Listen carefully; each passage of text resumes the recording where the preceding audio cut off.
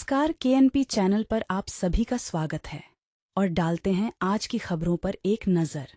पुलवामा में जो भाई शहीद हुए उनकी पत्नियों की मैं तकलीफें बताऊं आप लोगों को। वो शहीद हो जाता है, विधवा हो जाती है, वो एक ठीक है, अलग बात है। करती कि मेरे आदमी ने शहीदी दी, गर्व महसूस करती है, लेकिन उस विधवा को कितनी तकलीफों से गुजरना पड़ता है। हमारा समाज उस विधवा को अशुभ मानता है। मेजर की पत्नी सुदेश गोयल ने मोदी और शाह को चुनौती दी और पत्रकारों को पूछा, जब मोदी कुर्सी पर नहीं होंगे तो आप लोग कैसे चैनल चलाएंगे? हमने 2014 में सोचा कि प्रधानमंत्री महान है, ये देश को संभालेंगे, परंतु बेरोजगारी, महंगाई, पुलवामा जैसी घटना में सैनिक मजबूर हो जाता और मणिपुर की खौफनाक घटना पर प्रधानमंत्री जी अपने लिए 8,000 करोड़ का जहाज खरीद सकते हैं, लेकिन देश के सैनिक अगर उनसे जहाज मांगते हैं कि उनको खतरा है रोड से जाने से, तो पुलवामा जैसी घटना करने पे मजबूर किया जाता है सैनिकों को। मुझे दुख इस बात का होता है कि जो हमारे नेशनल चैनल हैं वो सब के सब अपना जमीर बेच चुके हैं। मैं उनसे पूछना चाहती हूँ, मोदी जी सदा कुर्सी पे नहीं रहने वाले, जिस दिन वो कुर्सी से चले जाएंगे क्या तुम्हें लगता है तुम चैनल ढंग से चला पाओगे?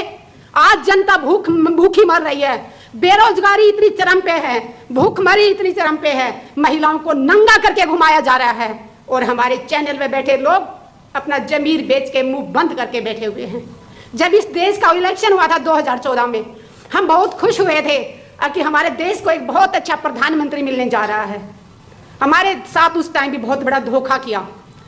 हम चेहरा देख रहे थे मोदी जी का कि देश को ये चलाएंगे, इनकी अच्छी अच्छी बातें सुन के हम बहुत खुश हुए थे कि हमारे देश का बहुत भला होने वाला, लेकिन पूरे देश के साथ इतना बड़ा धोखा होगा ये हमने नहीं सोचा था।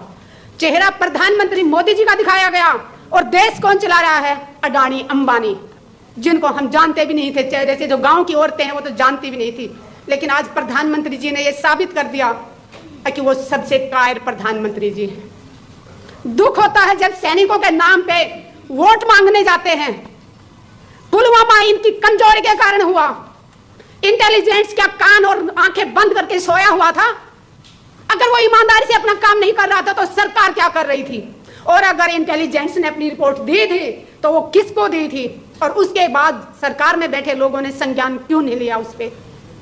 क्यों नहीं? जब उनको पता चल गया था कि इस रास्ते से जाने से विस्फोट हो सकता है, तो जिसने भी एयरलिफ्ट से जाने से मना किया, परमिशन देने से मना किया, उसका नाम देश के सामने आना चाहिए।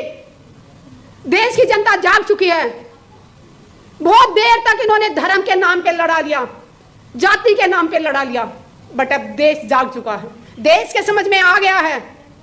अगर आप भी नहीं बोले तो हम बोलने लायक ही नहीं रहेंगे। ऐसी हालत करने की तैयारी कर रखी है देश की सरकार ने कि हम सिर्फ दो टाइम की रोटी मांगने के लिए हाथ फैलाएं ताकि हम अपने हकों की आवाज ना उठा सके।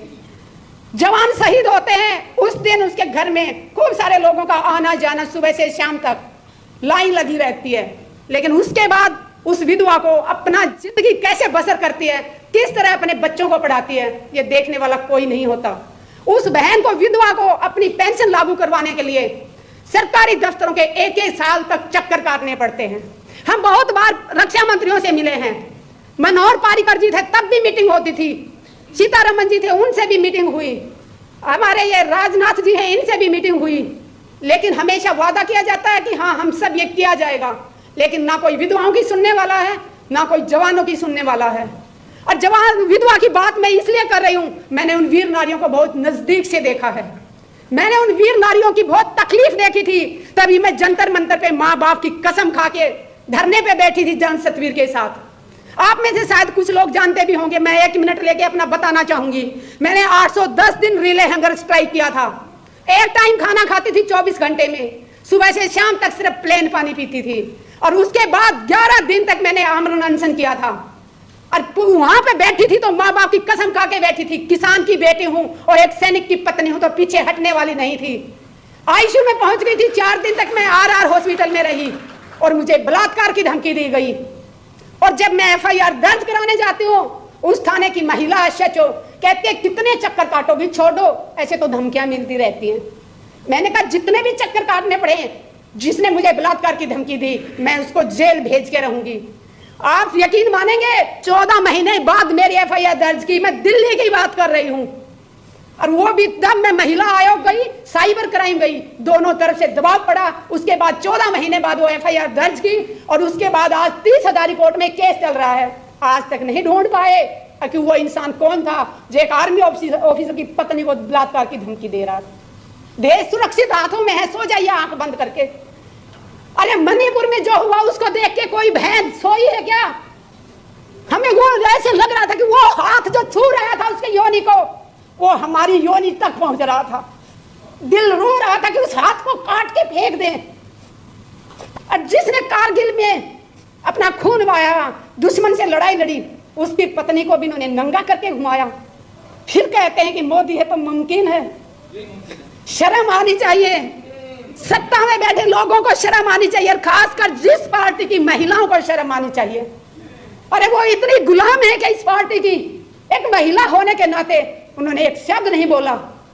चाहे वो पहलवानों को घसीटा गया हो, चाहे किसानों के ऊपर, जिंदा किसानों के ऊपर गाड़ियां चढ़ा दी गई हो। तकलीफ होती है, बहुत तकलीफ होती है, लेकिन ये ज्यादा दिन तक चलने वाला नहीं है। पाप का घड़ा इनका भरने वाला है। आप सबसे एक अपील करती हूँ, जाति में ना बटे, धर्म में ना बटे। सबसे बड़ा धर्म है इंसानियत। इंसान बन के जियो, इंसानियत सबसे बड़ा धर्म है। देश के सैनिकों के लिए एक ही बात कहूंगी, मुझे भारतीय सैनिकों के ऊपर गर्व है और मैं गर्व करती हूँ कि मैं एक भारतीय सैनिक की पत्नी हूँ और एक किसान की बेटी हूँ। अत्याचार ना सहो, जितना अत्याचार सहोगे उतना ज्यादा दबाया जाएगा। पुलवामा में जो भाई शहीद हुए, उनकी पत्नियों की मैं तकलीफें बताऊं आप लोगों को।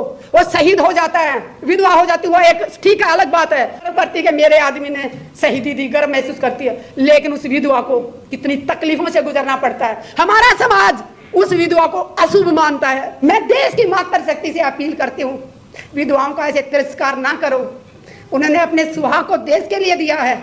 अरे वो अशुभ कैसे हो सकती है? उसने अपना सिंदूर कुर्बान कर दिया देश के लिए, और उसको कहा जाता है कि तू तेल नहीं चढ़ाएगी, तू किसी को टीका नहीं कर सकती, तू पूजा में नहीं बैठ सकती, कि तू अशुभ है। अशुभ तो ये लोग हैं जो दिखावा करते हैं, मुंह में लड्डू खिलाते हैं सैनिकों के और पीठ में छुरा घूंपते हैं। अगर ये सच्चे होते तो आज तक पुलवामा के ऊपर कमेटी क्यों नहीं बनाई? अगर बनाई है तो उसमें कौन कौन सदस्य हैं, और वो जांच कहां तक पहुंची, पूछता है भारत प्रधानमंत्री जी से। और प्रधानमंत्री जी कब तक भागोगे देश के सवालों से? इनके सांसद जब भी कोई सवाल करता है, चाहे पीटी उषा मैम से मैंने सवाल किया था जंतर मंतर पे तो वो भाग गई थी, मीनाक्षी लेखी से बात की तो वो भाग गई थी, जिससे भी सवाल करते हैं वो भाग रहे हैं। आज देश का बच्चा बच्चा जाग चुका है, प्रधानमंत्री जी से सवाल पूछेगा, और आज नहीं तो कल प्रधानमंत्री जी को देना होगा, जवाब देना होगा। जय जवान जय किसान। लाइक, शेयर, कमेंट और सब्सक्राइब जरूर करें। धन्यवाद।